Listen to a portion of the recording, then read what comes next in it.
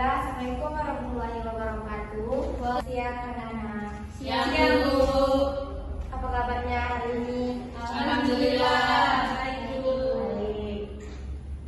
Baiklah, sebelum kita mulai pembelajaran pada hari ini, terlebih dahulu kita berdoa.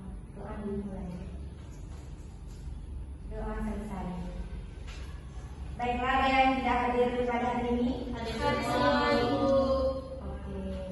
Ibu mau bertanya. Kalau di rumah kalian ada lemari tidak di rumah kalian? Ada. Kalau kalian ingin sepatu atau ingin sepatu atau kaos kaki, apakah di satu tempat yang sama? Tidak. Kenapa? Karena Tapi biar mudah carinya. ya betul.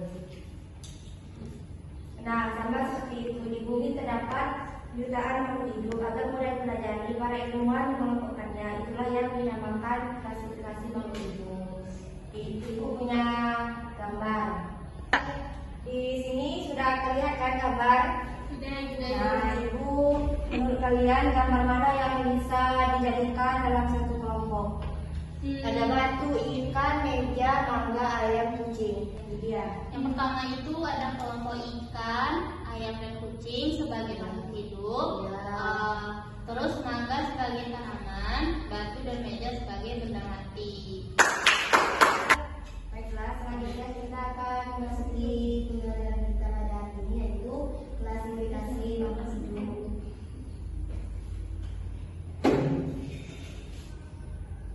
Siapa yang ingin membacakan ini? Ya, baik dia. Yang pertama itu ada pengertian klasifikasi makhluk hidup. Klasifikasi makhluk hidup adalah proses pengelompokan makhluk hidup berdasarkan kesamaan dan perbedaan ciri-cirinya. Tujuan klasifikasi adalah mempermudah manusia dalam mengenali, mempelajari, mengidentifikasi, serta mengetahui hubungan kekerabatan antar makhluk hidup. Karena jumlah makhluk hidup di bumi sangat banyak dan beragam, diperlukan satu sistem yang dapat mengelompokkannya agar lebih mudah dipelajari. Bagus sekali. Jadi, klasifikasi makhluk hidup adalah proses pengelompokan makhluk hidup berdasarkan kesamaan dan perbedaan ciri-cirinya.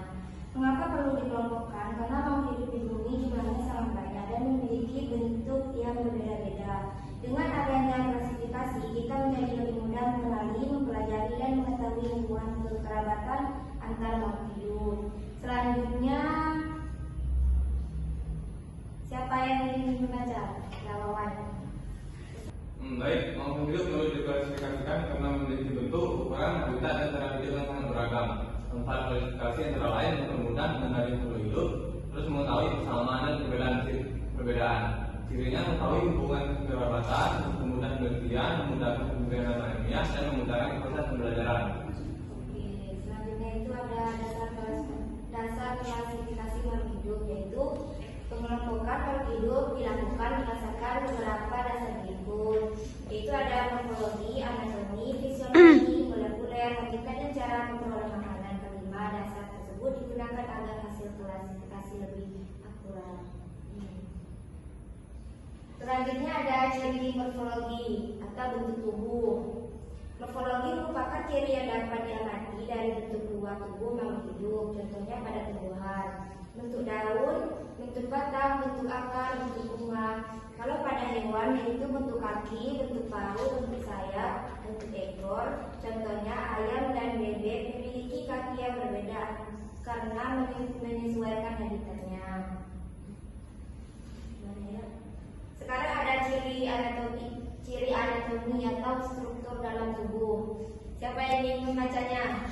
Desa. Ciri anatomi adalah struktur bagian dalam tubuh makhluk hidup. Contohnya, tulang belakang pada hewan, susunan organ tubuh, pembuluh angkut pada tumbuhan, ada struktur akar. Walaupun bentuk luar hampir sama, struktur dalamnya bisa berbeda sehingga menjadi dasar klasifikasi.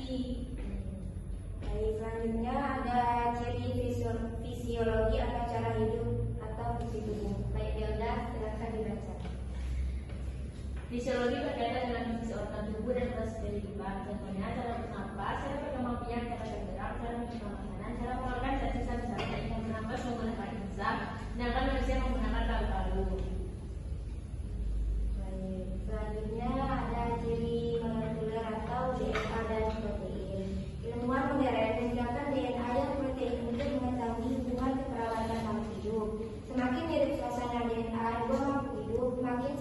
dengan hubungan kekerabatannya. Klasifikasi molekuler merupakan cara yang paling akurat dalam ilmu biologi modern. Selanjutnya ada habitat dan cara memperoleh makanan. Habitat ialah tempat hidup makhluk hidup, contohnya di darat, air tawar, laut, udara. Cara memperoleh makanannya yaitu ada autotrof, yaitu membuat makanan sendiri melalui fotosintesis, contohnya tumbuhan hijau. Yang kedua ada heterotrof, yaitu memperoleh makanan dari makhluk hidup lainnya, contohnya hewan dan manusia. Selanjutnya ada tingkat klasifikasi makhluk hidup, yaitu ada kingdom, filum, kelas, ordo, famili, genus, dan spesies. Klasifikasinya yang pertama ada kingdom. Apa itu kingdom, kawan? Kelompok terbesar dalam klasifikasi. Kalau filum atau divisi, Filum atau divisi itu mengelompokkan berdasarkan ciri utama tubuhnya. Untuk kelasnya kelompok yang lebih spesifik, untuk ordo mengelompokkan beberapa famili, terus kalau familinya itu mengelompokkan genus yang mirip. Ada untuk genusnya kelompok spesies yang sangat mirip, dan untuk spesiesnya itu kelompok spesies yang anggotanya dapat menghasilkan keturunan. oke. Semakin ke bawah semakin mirip, yaitu semakin tinggi tingkatan klasifikasi, anggota semakin banyak. Samaan ciri semakin sedikit, semakin rendah tingkat klasifikasi, anggota semakin sedikit. Samaan ciri semakin banyak. Inilah sebabnya spesies memiliki kemiripan yang paling tinggi. Di sini ada contoh klasifikasi tumbuhan mangga atau Mangifera indica. Siapa yang udah tahu? Udah tahu belum? Belum Ibu. Ya, bisa dulu. Yang pertama kingdomnya itu Plantae, divisinya Magnoliophyta, kelasnya Magnoliopsida, ordernya Sapindales, familinya Anacabiaceae, genusnya Mangifera, spesiesnya Mangifera indica. Selanjutnya siapa yang ingin? Oke. Ya. Baiklah, selanjutnya ada contoh klasifikasi hewan kucing atau status, yaitu pertama ada kingdomnya yaitu Animalia, filum Chordata, kelas Mamalia, ordonya Lapivora, famili Felidae, genusnya yaitu Felis, dan spesiesnya itu adalah Felisdatus. Oke. Sapi daripada dengan rusa. Siapa yang tahu? Nggak tahu. Hal ini karena jerapah dan sapi memiliki lebih banyak kesamaan ciri berdasarkan hasil klasifikasi dan analisis DNA dibandingkan dengan rusa. Artinya bentuk tubuh yang mirip belum tentu menunjukkan hubungan kekerabatan yang paling dekat. Pentingnya klasifikasi makhluk hidup. Klasifikasi sangat penting karena dapat mempermudah mengenali makhluk hidup, memahami keanekaragaman hayati, mengetahui hubungan kekerabatan, membantu penelitian biologi, mempermudah pemberian nama ilmiah, membantu pelestarian makhluk hidup. Ya.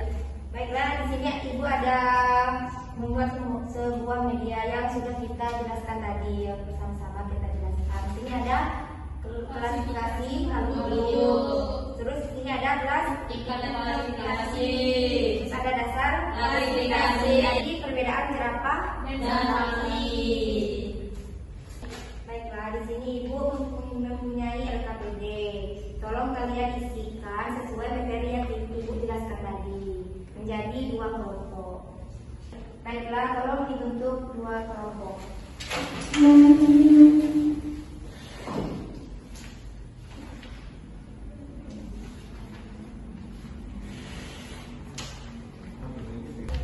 Siapa yang ingin ditanyakan atau Ini gimana Bu? Kok yang ini ada makhluk hidup yang menggunakan berdasarkan peningkatan klasifikasi Tadi ya, Bu? sudah Ibu jelaskan Oh tadi. iya, jadi di itu dikelompokkan depan. ke sini kan Bu? Bukan, ini nama kelompok di sini dijawab. Ini Oh iya iya. tujuan ini. Ya, apakah ada yang tidak mengerti? Dia Ibu. Mengerti, Bu? Mengerti, oke, Mengerti, Bu. baik, pintar sekali anak Ibu. Ibu. Baiklah, dari kelompok siapa yang ingin menjawab duluan, bisa menjawab dulu. Kelompok berapa? Satu. Baik. Ya udah. Baiklah, di sini saya mewakilkan dari kelompok 1. Di sini saya akan menjawab LKPD yang diberikan. Yang pertama itu ada studi kasus. Saat menguji kebun binatang, kita melihat jerapah, sapi, dan kucing. Kita berpendapat bahwa jerapah lebih dekat kekerabatannya dengan kucing karena sama-sama berkaki 4. Sementara itu, Rodi mengatakan bahwa jerapah lebih dekat dengan sapi. Kemudian guru meminta mereka membuktikan pendapat tersebut menggunakan konsep klasifikasi makhluk hidup. Nah, yang pertama itu, siapa yang memiliki pendapat paling tepat, jelaskan alasannya. Menurut saya, pendapat Oni lebih tepat. Hal ini karena jerapah memiliki kerabatan yang lebih dekat dengan sapi dibandingkan dengan kucing. Dalam klasifikasi, jerapah dan sapi memiliki lebih banyak persamaan ciri dan berada dalam kelompok yang lebih dekat. Yang kedua itu, tingkatan klasifikasi apa yang digunakan untuk mengetahui hubungan kekerabatan? Jawabannya itu, tingkatan klasifikasi yang digunakan adalah kingdom, filum, kelas, ordo, famili, genus, dan spesies. Semakin banyak tingkatan yang sama, semakin dekat juga hubungan kekerabatannya. Selanjutnya ada sebutkan persamaan ciri jerapah dan sapi.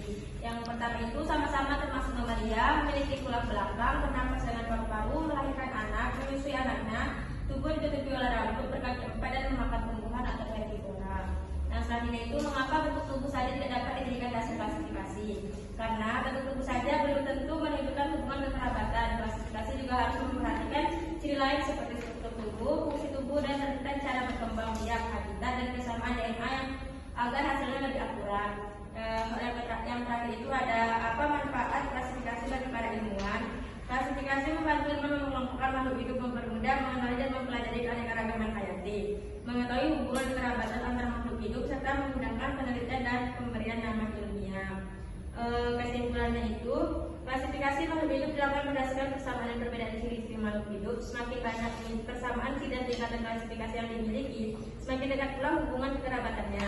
Klasifikasi memudahkan kita mengenali, membedakan, dan mempelajari makhluk hidup, serta mengetahui hubungan kekerabatan antar makhluk hidup. Dan Bu, Baik, terima kasih. Baiklah, apakah kelompok 2 sudah siap menjawab? Jadi di sini ada pertanyaan, yakni berdasarkan ciri-ciri pada studi kasus hewan tersebut termasuk kelas apa? Jelaskan alasannya. Menurut saya hewan tersebut termasuk ke dalam kelas mamalia karena memiliki ciri tulang belakang, bernafas dengan paru-paru, melahirkan anak, tubuh ditutupi rambut, dan menyusui anaknya. Pertanyaan nomor 2, dasar klasifikasi apa yang digunakan? Dasar klasifikasi yang digunakan adalah persamaan ciri morfologi, anatomi, dan fisiologi. Selanjutnya yang nomor 3, mengapa hewan tersebut tidak termasuk reptil? Karena reptil memiliki kulit bersisik, umumnya bertelur, tidak memiliki rambut, dan tidak menyusui anaknya. Hewan pada kasus memiliki rambut, melahirkan, dan menyusui hingga termasuk dalam mamalia. Yang nomor 4, jika dilakukan uji DNA dan hasilnya mirip dengan kucing, apa yang dapat disimpulkan? Kesimpulannya bahwa hewan tersebut memiliki hubungan kekerabatan yang dekat dengan kucing karena memiliki kemiripan DNA. Semakin mirip DNA, semakin dekat hubungan kekerabatannya. Selanjutnya bagian D, tingkat klasifikasi hewan tersebut.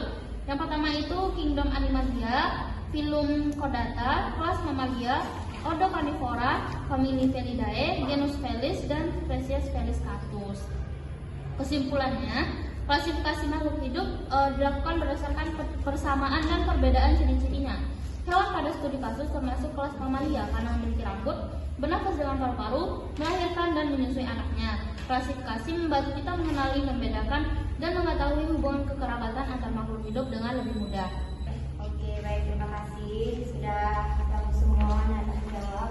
Baiklah, di sini Ibu ada sebuah pertanyaan, yaitu apa yang dimaksud dengan klasifikasi makhluk hidup? Siapa yang bisa? Kawan, ya. Klasifikasi makhluk hidup adalah mengelompokkan makhluk hidup berdasarkan ciri-ciri kesamaan dan perbedaannya. Oke, bagus sekali.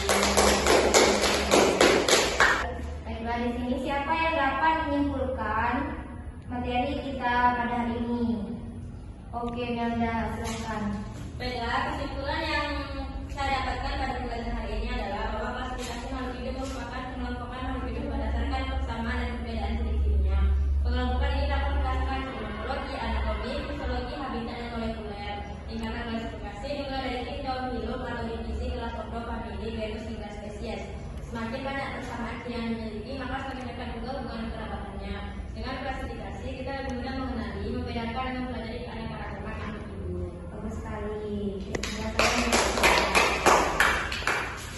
Baiklah, hari ini kita telah belajar bahwa makhluk hidup di bumi jumlahnya sangat banyak dan beragam. Oleh karena itu, para ilmuwan mengelompokkannya melalui proses yang disebut klasifikasi. klasifikasi tidak hanya melihat bentuk tubuh, tetapi juga memperhatikan struktur tubuh, fungsi tubuh, habitat, cara berkembang biak, hingga kesamaan DNA. Dengan demikian hasil klasifikasi menjadi lebih akurat. Baiklah, sampai di sini pembelajaran kita pada hari ini. Adakah yang ingin ditanyakan? Tidak. Terima kasih semua. Insya Allah Ibu. Baiklah, Ibu akhiri pembelajaran kita pada hari ini. Assalamualaikum warahmatullahi wabarakatuh.